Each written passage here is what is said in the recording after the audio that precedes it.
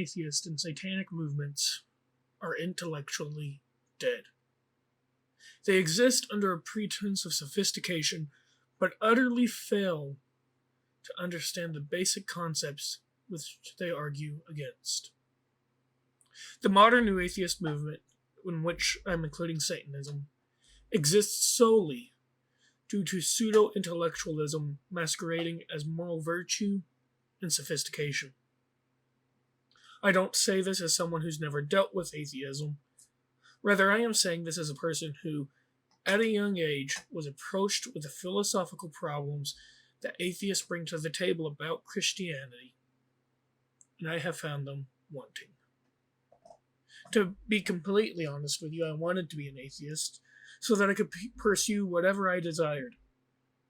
But from the outset, I stated that I must pursue this honestly. I must not simply get the outcome that I want, and this is what I have found. Number 1.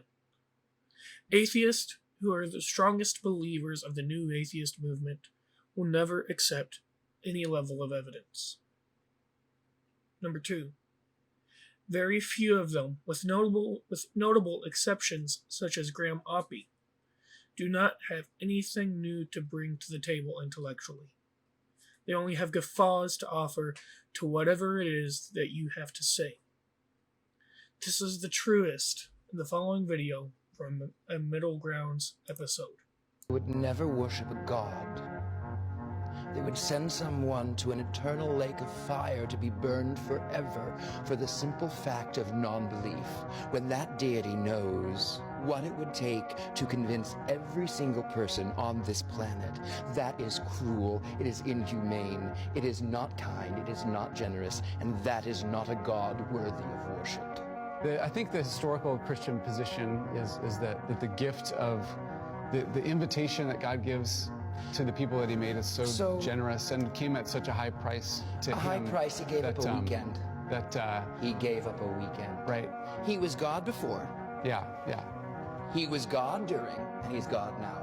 He gave up a weekend. If I knew right now that I could go off and die and then not die, where's the gift in that, number one?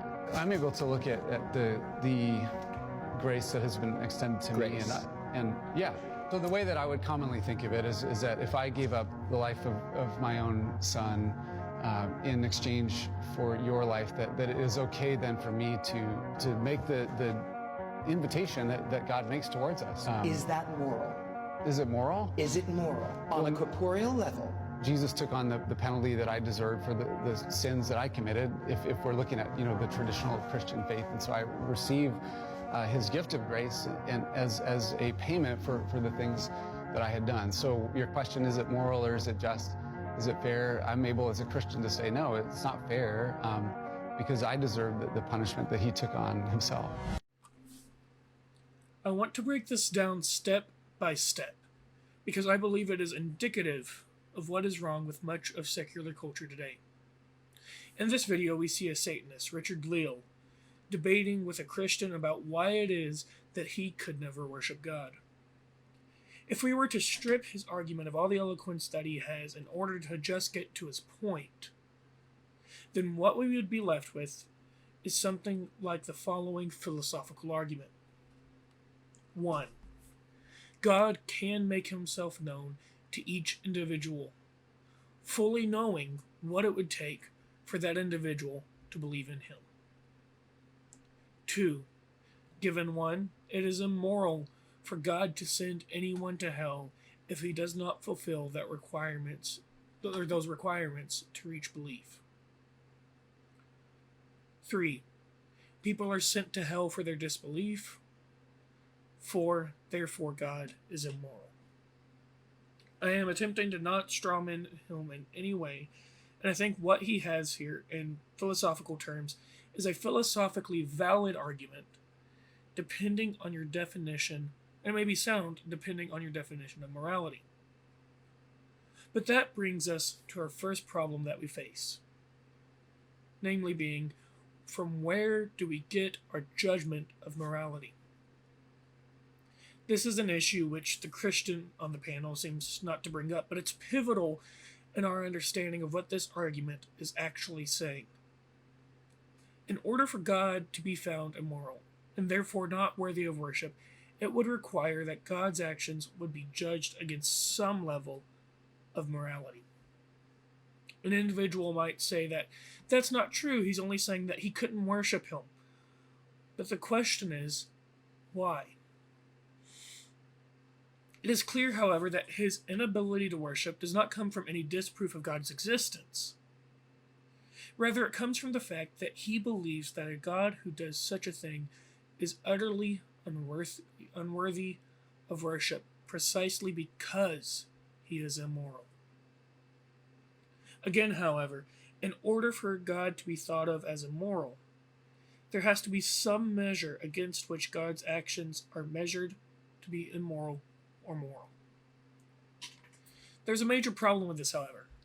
If God is not the standard of morality, then nothing can objectively be measured rightly against him. In other words, the argument that God is immoral relies on one of two premises. One, that there is an exterior measure of objective morality which we are able to say is better than God. Or two, that we can say that what God does is evil because of the fact that it goes against our own subjective view of morality. I will answer these in the order that I raised them. The idea that there is an exterior measure of objective morality outside of God first raises the question of, what is it? The vast majority of Satanists do not believe in Satan's existence because they do not believe in God's existence and instead view Satan as a moral model by which to guide themselves. Such a model falls under idea 2, that it offends our own subjective morality. Therefore, I will first argue against the idea that a Satanist actually does believe in Satan and believes him to be the objective moral model against which to hold God to. The first objection that I have to this argument is that it makes a fundamental category error about what objective morality is, which, to the credit of those who proclaim that they are Satanists, is one of the reasons they don't actually believe in God or Satan. Simply put, if morality is to be truly objective, then the laws of morality must be actually eternal. Think of it this way. If the universe were not to exist, the laws of math would still exist. The laws of math, in purely theoretical terms, do not rely on the physical existence of anything material to be actually true. One might say that mathematical properties actually do require material properties in order to be true, due to the fact that we do all of our math based on the material world. But I don't see this as the case, because if there were an immaterial universe, then an immaterial being could just as easily count hypothetical objects, and the math would still be just the same. In a similar way, if morality is objective, it must exist outside of a secondary condition, such as the physicality of objects or peoples. It would be a necessary factor, meaning that it could not rely on any contingent factor for its existence. To put it in layman's terms, the eternal cannot be dependent upon the temporal.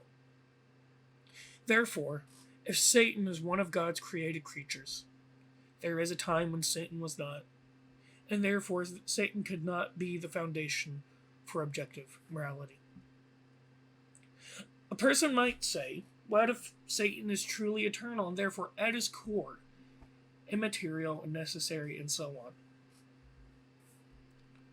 If that argument is to be made, then one must realize that what they have done is simply replace the word God with Satan, despite the fact we only know of such a being from the text which espouse God as its ultimate author. But, to their credit, this does raise a deeper and more interesting point of, what if morality espoused by the Christian Bible is in contradiction with the objective morality of the eternal God, which true objective morality is based on. This would mean that Christianity, at its core, is untrue and would serve a similar purpose of the Satanists to deny the existence of the biblical God, while affirming what appears to be a morally superior God.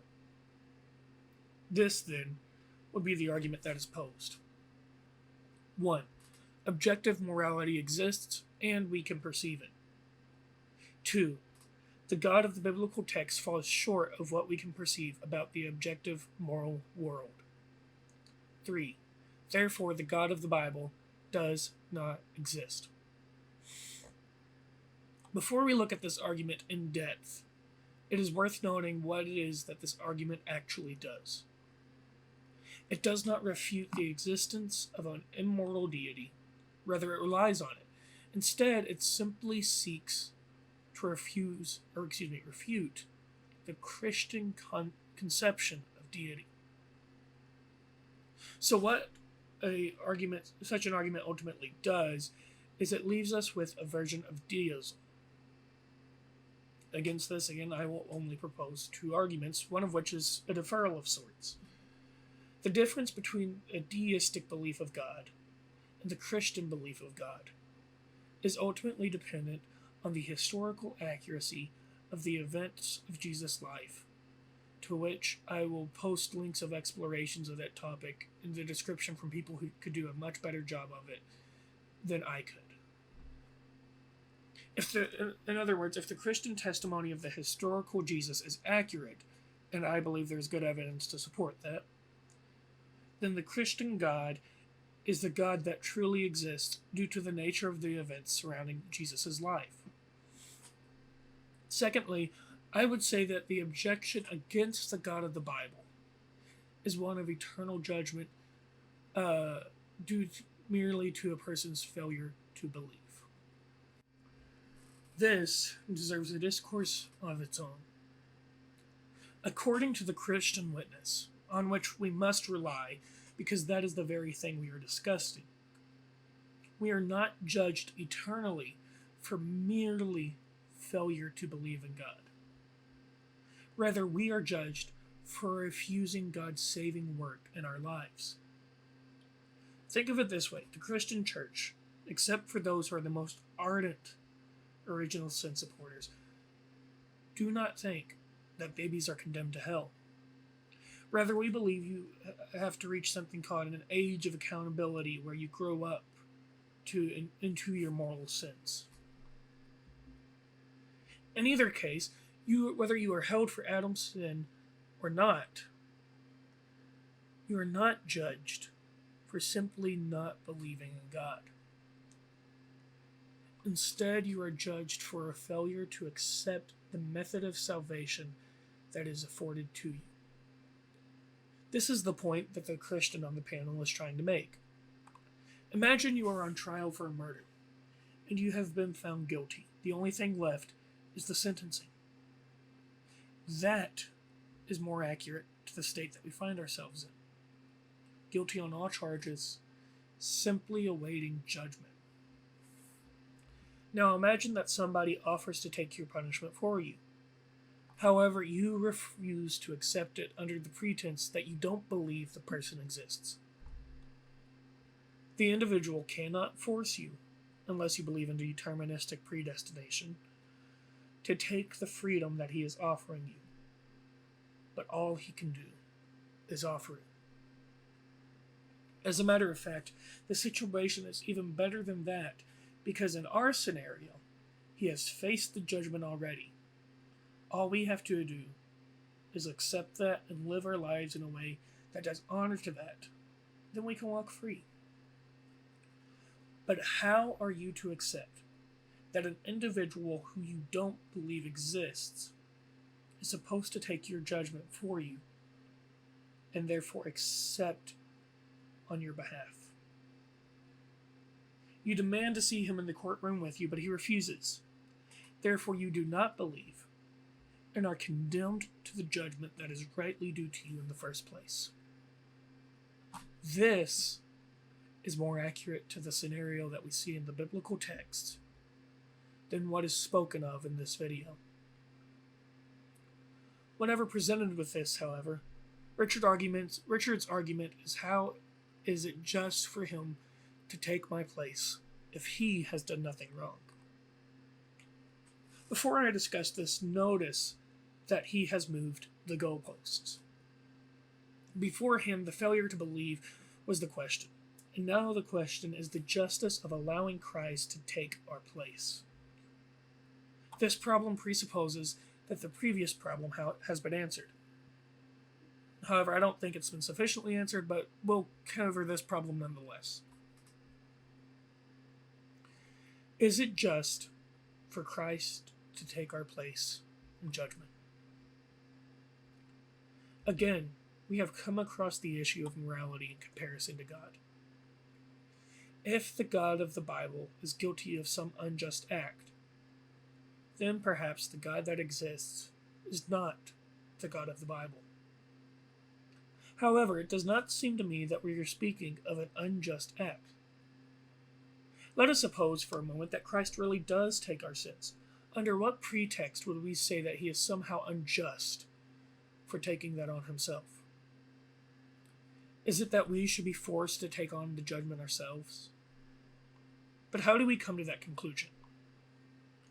It seems to come from the idea that we imagine our judge as punishing someone who has not taken on such judgment.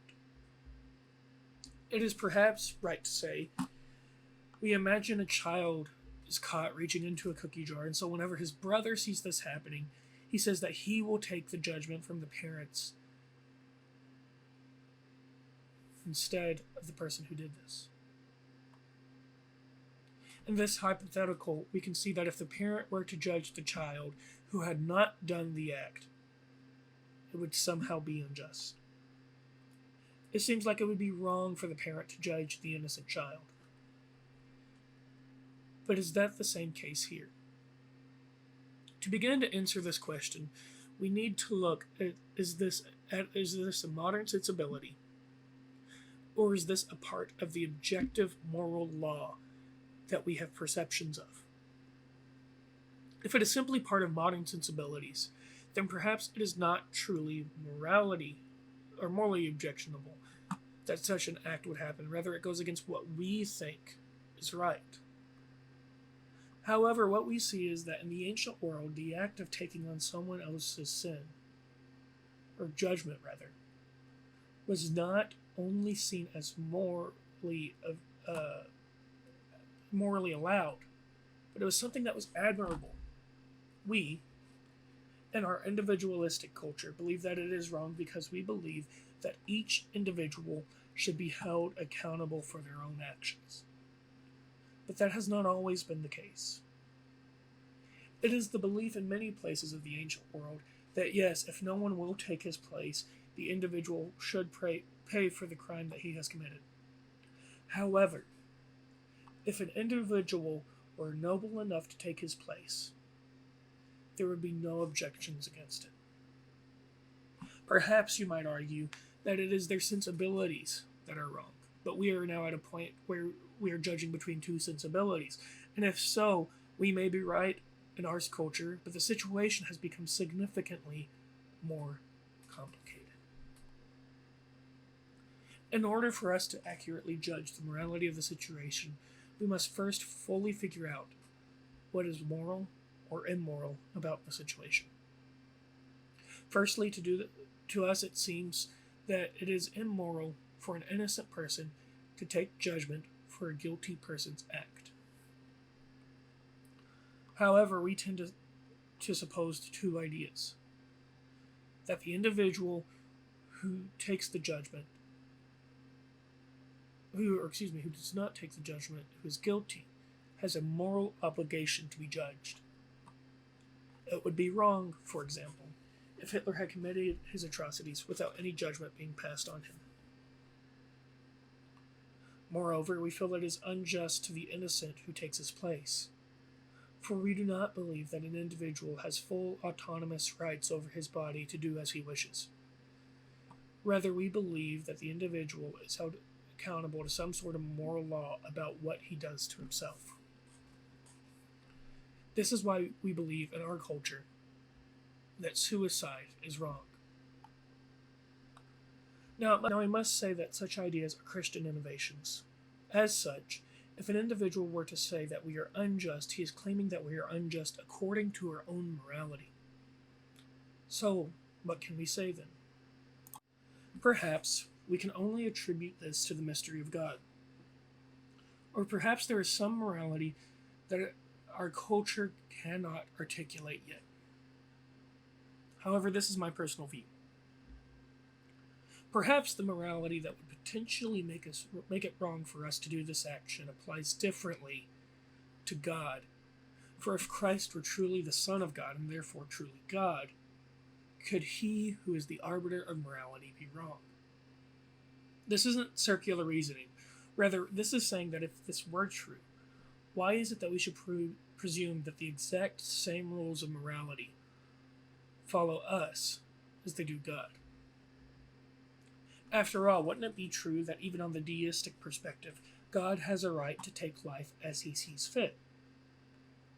Not only is this his divine prerogative, but it is also his divine duty, for to leave us in an unperfect world without giving us the opportunity of repentance would be like leaving us in hell without us doing something wrong. Therefore, it is clear that the same laws of morality do not apply to us as they do to God, for we do not have the same right to take life as we see fit. So, under such circumstances, it could be argued that God's substitution of Christ for us is something that is truly morally acceptable. Therefore, under such circumstances, it would not be immoral for Christ to take our place. Finally, to bring formal ethical theory into this, there is no theory of ethics from which I believe one could argue that Jesus' sacrifice violates moral principle. In the utilitarian perspective, the maximal good comes directly out of Christ's sacrifice. In the deontological perspective, it may be thought that Christ has violated the maxim to not violate human dignity, but it has to be asked how. In other words, if it uses Christ's human person as a means instead of an end. But this doesn't pass the sniff test. In this situation, the work of Christ's life means that he, as a human agent, has used his humanity as a means to an end rather than an end into itself. It's the fourth maxim of deontological ethics. This could get very complicated very quickly, but my simple answer is that perhaps we could add an axiom that in a situation where one must either use oneself as a means to an end or another as a means to an end, as seems to be the case here, then one must use himself as a means to an end instead of the other. A quick survey of divine hiddenness. Perhaps one could still argue that the problem of divine hiddenness, that God has not revealed himself more clearly, is a moral shortfall of God. After all, if God were to reveal himself, wouldn't all people come to him? To begin with, I am not sure that that is the case. Why should we suppose that Richard Leal or a bevy of other atheists would come to God under any circumstances? I am not insulting their intelligence. Perhaps they do have real intellectual objections that they have to God's existence that are at least somewhat plausible. Rather, I am critiquing the state of their soul. It is possible that they have set their souls so firmly against God, that they have set their nature so firmly against God, if you want to speak in material terms, that even if God were to tonight change the stars in this night sky to spell out the words, "The God of Christianity is the real God," they might just attribute that to the alignment of the stars. Moreover, presuming that the individual does have free will, is it truly desirable for God to show such overwhelming evidence? Wouldn't this override free will? If every day we were bombarded with messages from everywhere that God exists, and that Christ was his son, and if we were all of the mind to accept it, would we truly be free? Perhaps, you might say, it is better that we not have free will, but then we would be talking about creatures entirely separate from us that are mindless drones, rather than the creatures who can have meaningful relationships with God. Even in such a world where we are bombarded with such messages, if we were truly free, there is a little doubt in my mind that there are those who would not believe. Therefore, what God provides us with is not overwhelming evidence that would eviscerate our free will. Rather, what he provides us with is evidence that is sufficient for each of us to believe. He provides us with the evidence that should be enough for us to make the right judgment of belief, and we simply refuse to acknowledge it. A quick survey on the nature of hell. Another presupposition of this argument is that the traditional view of hell, by this I mean the view of hell that states an individual, due to the sinful nature of their life, is condemned to hell for all eternity.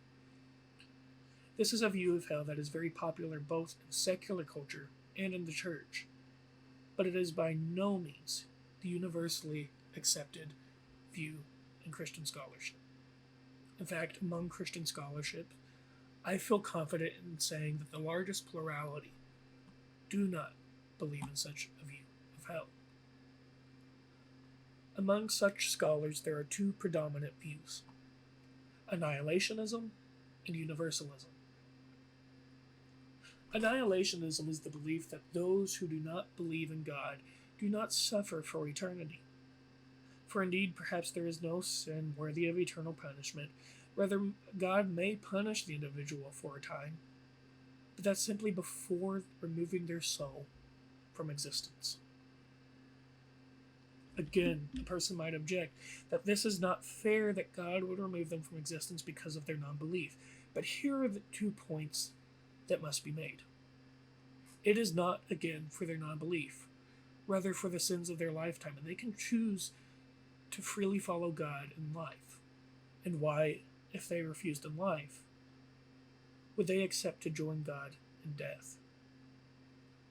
So that leaves God 2 options: eternal torment for any separation from all that is good, for eternity is eternal torment, or annihilation. So which is more loving? Perhaps you might say that there's a third view, that he can let everyone in, and if you're unable to stomach the first view, then you could look to universalism, which says that all will go through punishment for their wickedness in life, but all will still also see the glory of God in heaven. The idea here is that those who believe are forgiven in Christ, but they must suffer for any unrepentant sin, and those who have not believed must suffer for all of their sins, for they have never repented and accepted Christ's sacrifice. However, they will eventually make it to heaven because they don't have an eternal punishment. There are variations within each of these views. However, the idea that God is eternally condemning an individual to hell, as has been shown here, is far from agreed upon in Christian scholarship and should, by no means, be used as the basis of debate for the injustice of God. Of our subjective morality. As I have said earlier, to the Satanist and atheist credit, they don't believe in the real Satan, and instead would argue that perhaps that goes against some subjective version of morality which we are biologically inclined to accept.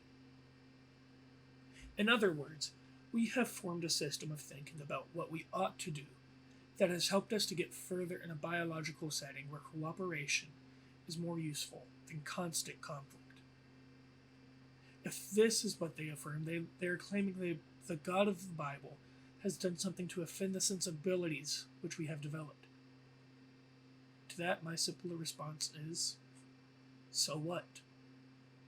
If morality is subjective, then there is no God. And if morality is objective, then it is based in God. Therefore, if one were to say it offends my subjective sensibilities, and there is no objective moral order, they have assumed the conclusion they are arguing for. If it offends their moral sensibilities, and there is an objective moral order against which it does do no harm, then what do their sensibilities matter? This is why I have taken every route in Leal's possible argument except this one, saving it for the end because it is the shortest. God is not subjected to our sensibilities. Therefore, the only way this argument can have any legs to stand on is if it is arguing from a deistic perspective, which I have covered at length up to this point. Conclusion. In this, I have not sought to remove any and all doubts that you might have in regard to the questions raised in the Middle Grounds video. Rather, what I am showing is that there are a bevy of reasons that such thinking falls short, which there has simply been no attempt to overcome. In other words, there may be one detail here or there that I am missing, as it would be impossible for this essay to be exhaustive. But the acceptance of any one of these points that I have mentioned takes out the foundation of what Leal is saying. I am sure there is much more that I could say, but that is part of the problem. Regardless of if you're a Christian or if you're an atheist, what Leal said here is intellectual gobbledygook clothed in a robe of eloquence. It does not matter, however, how beautifully he may speak. If you look past that, you are left with something that is ultimately hollow. I don't expect that I will change people's opinions on God's existence through this video, but I am hoping to at least contribute. I don't expect that I will change people's opinions on God's existence through this video, but I am hoping to at least contribute to an increase in the intellectual seriousness to the conversation that Richard Leal seems to be sorely lacking.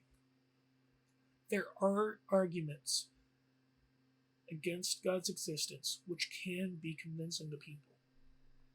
But what the New Atheist movement and the Satanist movement does is to stop at the level of ridicule through mockery, instead of raising truly intellectually rigorous objections that actually contribute to the conversation overall. So my final message is this. I believe that the God of the Bible exists, and I think you should too. But if you don't, at least take seriously the world which you seek to disprove, instead of assuming that your grasp of the English language will do the job for you.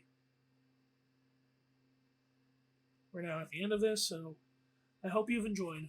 Make sure to comment, like, and subscribe to all the things cool kids do nowadays. And if you have more rebuttal suggestions, please put them down in the comments below. I will see you all next time.